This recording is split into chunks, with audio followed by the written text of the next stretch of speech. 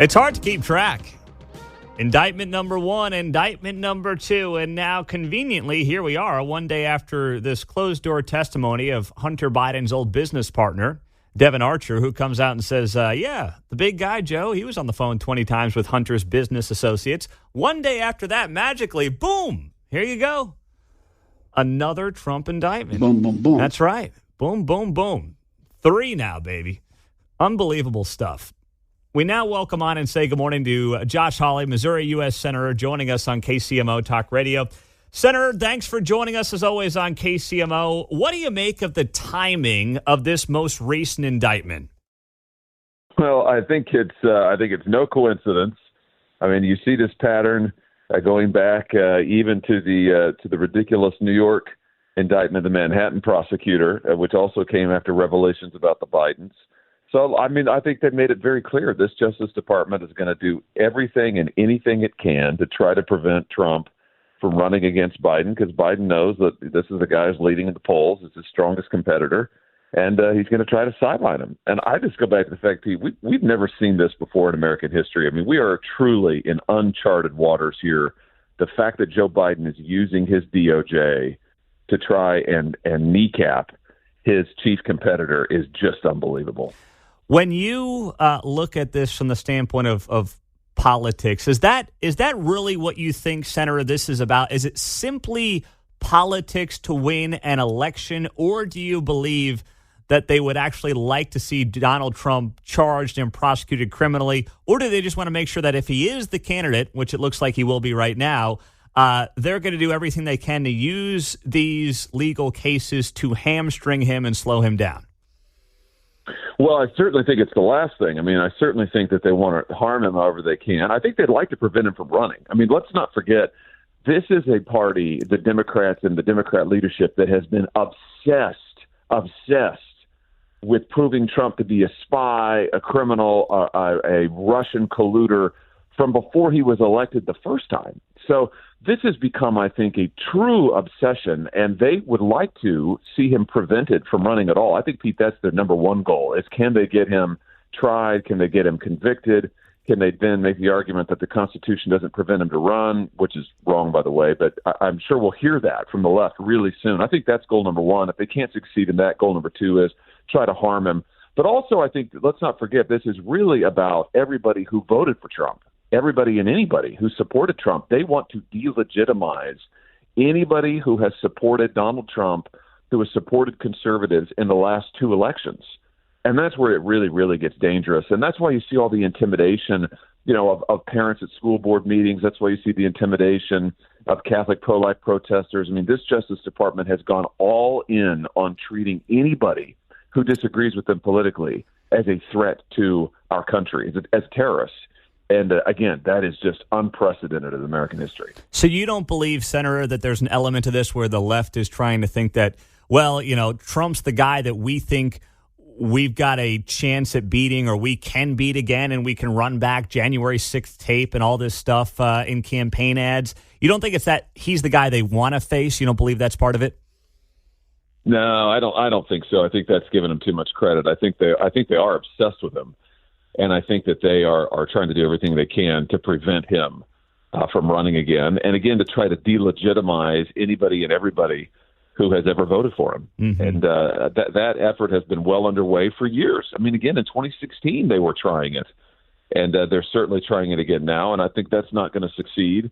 Will they succeed in their efforts to take him down? I don't know. But I tell you what I think is absolutely true is they are burning bridges here. They've crossed the Rubicon, as the old expression goes, and they are burning the bridges behind them, and it is extremely dangerous. Because what's going to happen, Pete, is future presidents are going to look back on this, and they're going to say, hey, I'll pressure my DOJ to indict my opponents. I'll ask my DOJ to open up investigations of my opponents.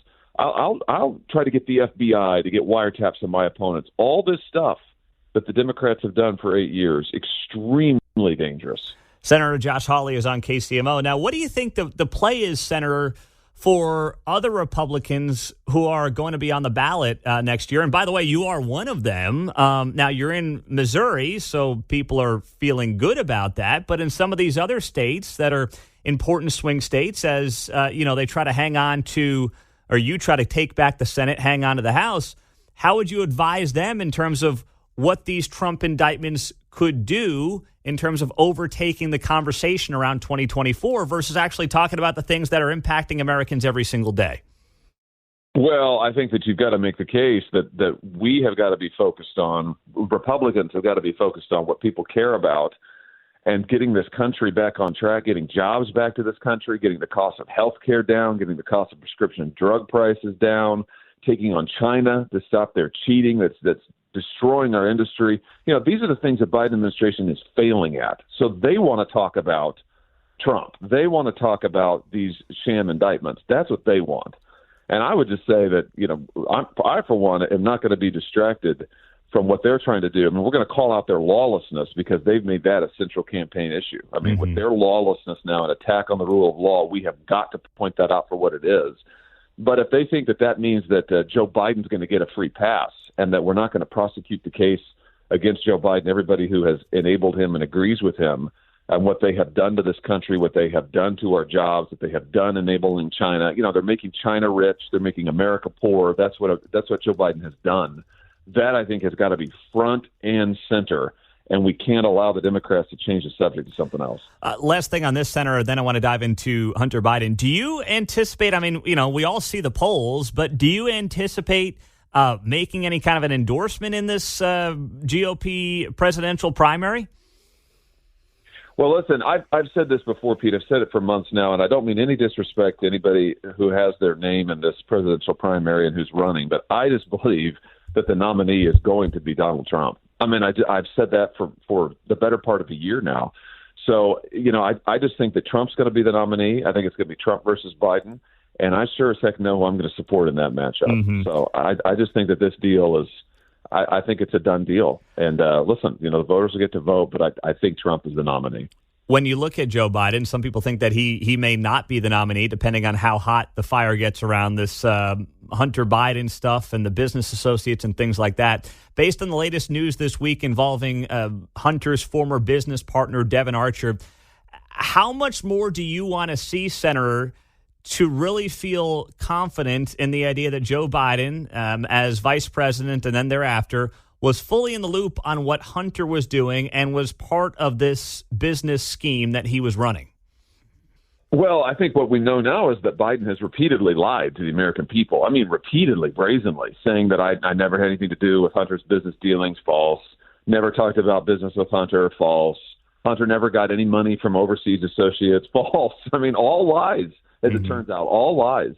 So I think what that tells us is we've got to get the truth. We need to know, and the American people deserve to know if Joe Biden is a crook. They deserve to know if their president is a crook. And we need a full-scale investigation to find that out. So I don't care what you label it. You know, I'm in the House, or they call it an impeachment inquiry, or they call it an oversight inquiry. I don't care what it is, but I do care about getting the facts. And we need to get now, it's clear, we've got to get all of the facts. And we've got to get them in public. No behind closed door stuff.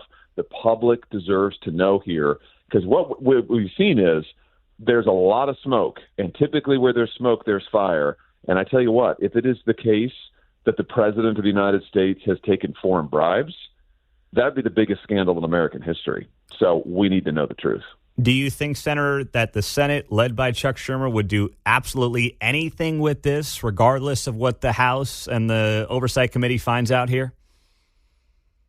Well, listen, I think it depends on the facts. I mean, I think if it turns out that what I just said, if that is true, if it turns out that the president of the United States has been in some sense on the payroll of foreign nations and foreign interests, I don't think there's any Democrat senator who wants to vote to support that. But, you know, this is why we have to get the facts, and it has to be done in public. And all of this stuff, you know, the DOJ is trying to slow walk it. They're not to slow walk it. They've clearly tried to kill any inquiry. I mean, they have interfered over and over and over to try to shelter Joe, to try to shelter Hunter.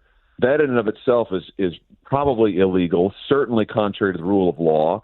So that's all got to be opened up.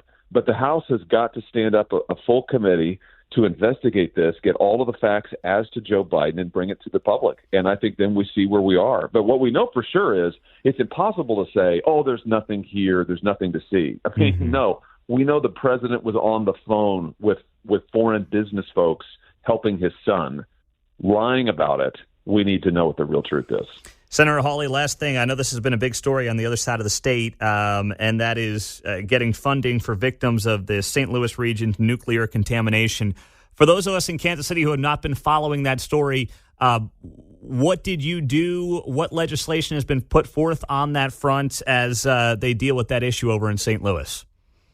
Well, what we were able to do just last week, Pete, was to pass legislation that would compensate every victim in the St. Louis region who has been suffered from, is exposed to radioactive contamination and then gotten sick because of it.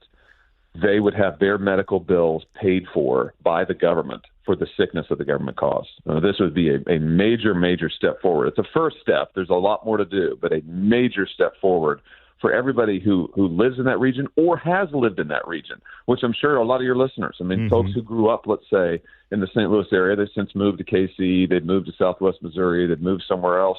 But if you lived or worked in an area in St. Louis, in the greater region there where there's contamination, and that unfortunately is a lot of spots, then you would be eligible.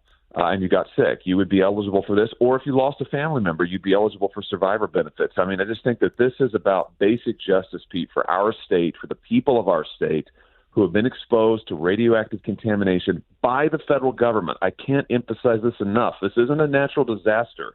The government dumped federal nuclear waste in the St. Louis area, in the creek, in the landfills, and lied about it for decades. There needs to be justice and recompense here. So that right now, where are we at on that piece of legislation, and where does it need to go? It's passed the Senate. Okay. It is awaiting action by the House. It is part right now of the defense bill, the National Defense Bill, which is appropriate because this was a Manhattan-era project. This is an Oppenheimer project. St. Louis was a uranium processing site for the Manhattan Project back in the Oppenheimer days. That's how all this radiation got there. So it's part of the defense bill. It's passed the Senate. We need the House to take action on it, and we'll see. We'll know here in coming weeks. And Pete, I'm hoping and praying that the House will do the right thing and that we'll soon have this thing enacted into law. It would be a huge step forward for our state. Senator Hawley, we appreciate it as always. The time. Thanks for being here, and we'll talk to you soon. Have a great rest of the week. Thank you so much. Thanks, you too. You bet. That's Josh Hawley on KCMO Talk Radio.